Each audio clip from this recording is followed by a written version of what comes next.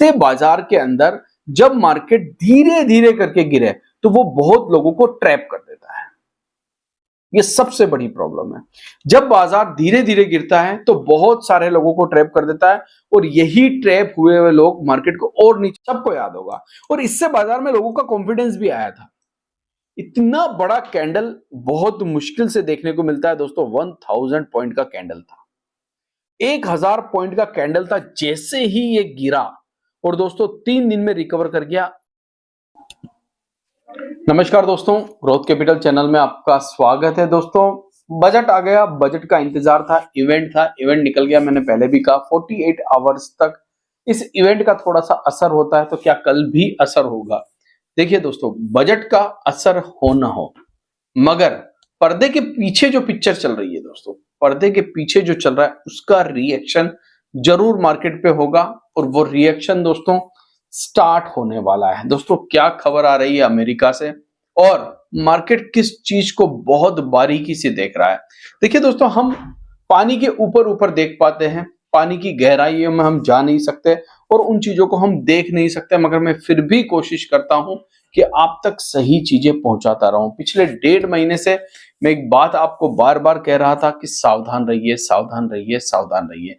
देखिए दोस्तों, वो सावधानी जिनके भी हटी होगी उनके साथ दुर्घटना तो घट गई होगी। उनका पोर्टफोलियो इस समय लाल होगा और गहरा लाल होगा। मगर अब क्या सावधानी रखनी है दोस्तों? मैंने पिछले वीडियो में आपसे कुछ कहा था कि निफ्टी कहां पर जाएगा, कौन सी कैंडल बनाएगा, तो क्या होगा दोस्तों। आज फिर से मैं उसी बात को आपके सामने रखना चाहता हूं। मगर एक चीज याद रखिए दोस्तों, बाजार में अनसर्टेनिटी हमेशा रहती है और जियोपॉलिटिकल टेंशन जो होता है वो हमेशा रहता है। मगर ये जो बाहरी प्रॉब्लम है दोस्तों, वो मार्केट को कितना इफेक्ट कर सकती है, अब तक तो आपने देख ही लिया होगा। 26,000 से हम गिरते गिरते 23,000 पे आ गए, सिर्फ और सिर्फ एक कारण, बाहरी कारण FIIs का। उस कारण की वजह से आपने देखा कि कैसे मार्केट धीरे धीरे खसकता चला गया। और अब इस समय क्या टेंशन निकल के आ रही है, चलिए डेटा भी देखेंगे, आंकड़े भी देखेंगे। मगर सबसे पहले अगर आपने GCL यानी कि ग्रोथ कैपिटल लर्निंग चैनल को अभी तक सब्सक्राइब नहीं किया दोस्तों, तो इसको सब्सक्राइब कर लीजिए सबसे पहले। क्यों? क्योंकि हम यहाँ पर अब लाइव भी आने वाले हैं दोस्तों और आपके साथ लाइव भी बात करने वाले हैं। हमने रिसेंटली एक लाइव लिया था, हो सकता है आपने पार्टिसिपेशन नहीं किया वहां पर। ये लाइव हमने रिसेंटली लिया था दोस्तों, हम फिर से दोस्तों लाइव आने वाले हैं, तो आप प्लीज इसको सब्सक्राइब कर लीजिए। क्योंकि लाइव में हम आपके साथ बहुत सारी बातें करने वाले हैं, बहुत सारी चीजों को डिस्कस करने वाले हैं। इसका लिंक आपको एंड स्क्रीन पर, जी हाँ, एंड स्क्रीन पर आपको हमारा लोगो मिल जाएगा, ये वाला।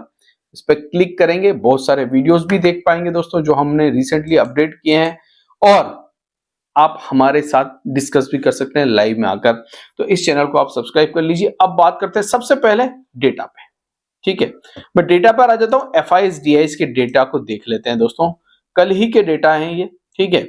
तो क्या चल रहा है FIIs DIIs? Long short position देखेंगे हम FIIs DIIs की, तो अगर आप देखेंगे यहाँ पर लॉन्ग शॉर्ट पोजीशन में, तो अभी भी FIIs शॉर्ट है। मगर एक चीज याद रखिए, मैंने आपको हमेशा कहा है 88% FIIs शॉर्ट है। मतलब अगर रिकवरी आती है मार्केट में तो बहुत तेजी से आएगी, बहुत तेजी से रिकवरी आएगी। इसका मतलब ये नहीं है दोस्तों कि रिकवरी टिकेगी और बहुत दिनों तक टिकेगी, उसके ऊपर भी मैं आ रहा हूं।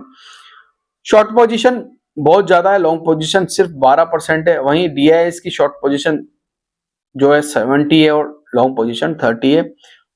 FIIs स्टॉक्स में अच्छे खासे जो है लॉन्ग आपको देखने को मिल रहे होंगे, 61%, 39% शॉर्ट है। इस डेटा से हमें ये पता चल जाता है कई बार दोस्तों कि FIIs जाने किस तरफ वाले। मैं इतने दिनों से आपको इसी डेटा के बारे में बार बार भी बता रहा हूं और मैंने इसी डेटा की वजह से आपको ये भी बताया कि सावधान हो जाइए, ठीक है। क्योंकि उस समय पता चल रहा था कि FIIs क्यों शॉर्ट कर रहे हैं। अब बात करते हैं दोस्तों थोड़ी सी और अलग, ठीक है। और वो थोड़ी सी अलग की आप बात है दोस्तों, पहले डेटा देखेंगे हम निफ्टी और बैंक निफ्टी के, और उसके बाद हम मार्केट के बारे में बात करेंगे। तो चलिए, सबसे पहले किसी भी स्टॉक में मेरी बाय सेलिंग की कोई सलाह नहीं है, यहाँ पर वीडियो सिर्फ एजुकेशन के लिए बनाया जा रहा है। अगर हम कल के दिन देखें तो यहाँ पर अगर आप देखेंगे तो ठीक ठाक प्रदर्शन था बैंक का, निफ्टी का, बैंक निफ्टी का और स्टॉक्स का भी। आप देखिए भारत इलेक्ट्रॉनिक्स जो है वो एक्टिव स्टॉक में रहा, मतलब यहाँ पर शॉर्टिंग हुई, क्यों? डिफेंस स्टॉक में आपने देखा, वहीं स्टील में भी शॉर्ट किया, आईटीसी कंज्यूमर प्रोडक्ट है, यहाँ पर तेजी इसलिए हुई क्योंकि पूरा बजट ही दोस्तों कहीं ना कहीं मिडिल क्लास को देखते हुए बनाया गया। अच्छी बात भी है। टाटा मोटर्स गिरा, भारत पेट्रोलियम गिरा, मगर मिडिल क्लास के लिए सिर्फ बजट बनाना दोस्तों, अगर बिजनेस क्लास को आप छोड़ देंगे तो फिर दिक्कतें और भी मार्केट के लिए आ सकती। हमारे दैनिक दिनचर्या के लिए अच्छी बात है। अगर मैं बात करूं दोस्तों यहाँ चढ़ने वालों में, तो trend, Maruti Suzuki, Tata consumer, Ayesha motor, Bajaj auto, क्योंकि लोगों की जेब में अगर पैसा आया, अगर आया, यहाँ पर अगर इसलिए लगाया है मैंने दोस्तों क्योंकि 12 लाख सबकी इनकम नहीं है, ठीक है। अभी तो भारत का जो इनकम है वो मतलब एक पर कैपिटा इनकम जो है वो 12 लाख से बहुत दूर है दोस्तों। तो ये सोचना कि 12 लाख रुपए अगर हम कमाएंगे तो हमारे ऊपर टैक्स नहीं लगेगा, अच्छी बात है दोस्तों। आप कमाइए, प्रयास कीजिए, ठीक है, और आप टैक्स भी भरिए। अगर पैसा कमाएंगे तो टैक्स भरेंगे, मगर हम इससे बहुत दूर हैं दोस्तों। उसी के साथ साथ अगर आप देखें निफ्टी ऑटो को, निफ्टी ऑटो भी ठीक कर रहा था, मगर एक चीज याद रखिए, एनर्जी सेक्टर बहुत बुरी तरह पिटाई हुई है दोस्तों। 34 शेयर जो है एनर्जी सेक्टर के गिर गए, 6 शेयर जो है वो सिर्फ ग्रीन में बंद हुए। एफएमसीजी बहुत अच्छा कर रहा था, 14 शेयर ग्रीन में बंद हुए, 1 शेयर रेड में बंद हुआ है।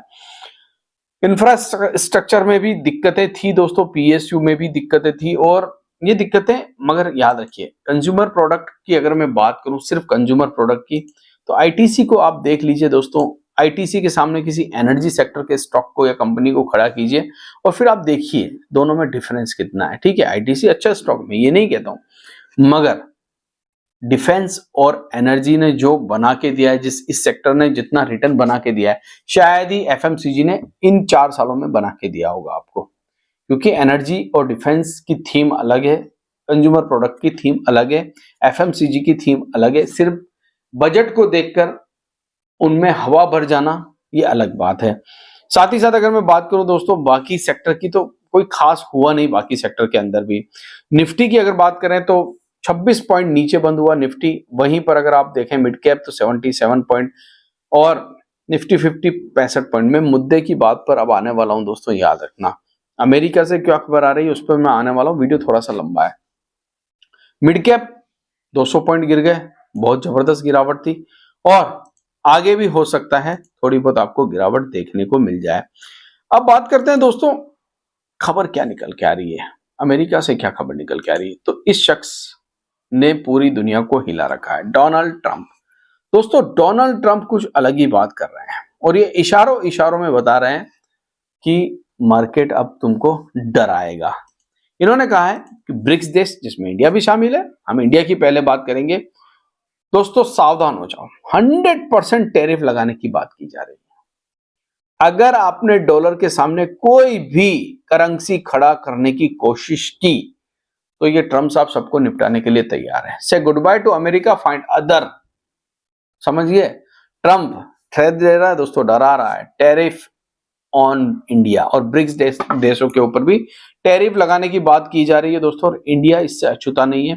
इन्होंने ट्वीट करके ये बताया, ये बता दिया ट्वीट करके कि तकलीफ है, मुझे तकलीफ है, मैं सबको तकलीफ दूंगा, ना खाऊंगा ना खाने दूंगा, और नीचे गिरा दूंगा। सीधी सी कहानी है। उधर एक चीज और डेटा के अंदर निकल के आ रहे हैं दोस्तों, वो डेटा बहुत खतरनाक है। देखिए मैंने पिछली बार आपसे कहा था कहीं सेकंड लास्ट या फर्स्ट सेलिंग ना बन जाए अक्टूबर के बाद, तो कहीं ना कहीं सेकंड तो बनी गई। 87,000 करोड़ की सेलिंग की गई एफआईआई के द्वारा जनवरी में। फरवरी के आंकड़े भी आपको कोई मतलब अच्छे नजर नहीं आ रहे हैं, शुरुआत ही बिकवाली से कर दी। हालांकि बिकवाली कम थी क्योंकि बहुत सारे सेगमेंट पे कल बाउंडेशन थी, बहुत की चीजें थी दोस्तों। सेम डे में आप खरीद के बेच नहीं सकते हो, T+1 वाला रूल लगा हुआ था, ट्रेड टू ट्रेड आप नहीं बाय सेल कर सकते। इसी वजह से आंकड़ा थोड़ा सा कम आपको नजर आ रहा है। अब बात करते हैं दोस्तों थोड़ी सी चार्ट के ऊपर। देखिए मैंने आपसे 2-4 चीजें कही है। मार्केट, अगर बाजार की अगर मैं बात करूं, मार्केट की अगर बात करूं, तो मार्केट जो है दोस्तों इस समय ऐसी जगह पर खड़ा हुआ है जहां पर उसका सपोर्ट नीचे है, 23,300 सपोर्ट है, और अभी हम 23,462 पर खड़े हुए हैं। ठीक है, यहां पर जो कैंडल बना है ये एक प्रकार का डोजी कैंडल है, इसको मैं डोजी कैंडल बोलता हूं। अब ये डोजी है, इसका मतलब क्या गिरावट हो सकती है। देखिए, कल जब मार्केट खुलेगा, याद रखना, तो बजट का रिएक्शन कल आएगा। जो फ्राइडे के दिन आपने रिएक्शन देखा, सैटरडे के दिन सॉरी, वो बजट का रिएक्शन नहीं था दोस्तों। बजट का रिएक्शन अगले दिन आता है। कल तो उथल पुथल होनी थी, 400-500 पॉइंट आप देख रहे थे, ऊपर नीचे हुआ थोड़ा बहुत सेंसेक्स, और वहीं निफ्टी ने भी गोता लगाया ऊपर से, और फिर वापस थोड़ा सा निफ्टी भी आपको देखने को मिला कि थोड़ा सा ऊपर नीचे हुआ। मगर अभी दोस्तों अगर मैं बात करूं, इस समय बात करूं, तो मार्केट, जैसा मैंने आपसे कहा था कि 23,300 के ऊपर दो कैंडल चाहिए। दो कैंडल बन गई दोस्तों, ये दो कैंडल बनी। ठीक है, कंफर्मेशन आया, मार्केट ऊपर भी गया। ठीक है, 23,500 हडल तक भी गया। मैंने आपसे यही कहा था कि दो कैंडल बनना चाहिए। अब इस लेवल पर, अब इस जगह पर हमारे पास एक दिक्कत है। वो दिक्कत है दोस्तों, अभी भी एफआईआईज बेच रहे हैं, अभी भी एफआईआईज बेच रहे हैं। और ये जो एफआईआईज है, अगर ये सेलिंग को रोकते नहीं है दोस्तों, तो इंडिया में इस समय सिर्फ डीआईज अकेले एफआईआईज की सेलिंग का मुकाबला नहीं कर सकते किसी भी कंडीशन में। अगर आपको लग रहा है कि कर लेंगे, तो ये देख लीजिए चार्ट, सॉरी ये डेटा देख लीजिए आप। इस डेटा में 87,000 करोड़ ही बेचा है, और निफ्टी को कहां से कहां लेके आ गए। और 4 महीने की बिकवाली में 26,000 से हम 23,000 आ गए, 22,800 भी आए हम। तो अभी इस समय अगर सेलिंग इसी सीक्वेंस में होती है, यही सीक्वेंस रहता है सेलिंग का, तो दोस्तों मुझे लगता है मार्केट इतनी जल्दी वो सारी चीजें नहीं कर पाएगा जिसके बारे में हम और आप अभी भी सोच रहे हैं, नहीं कर पाएगा।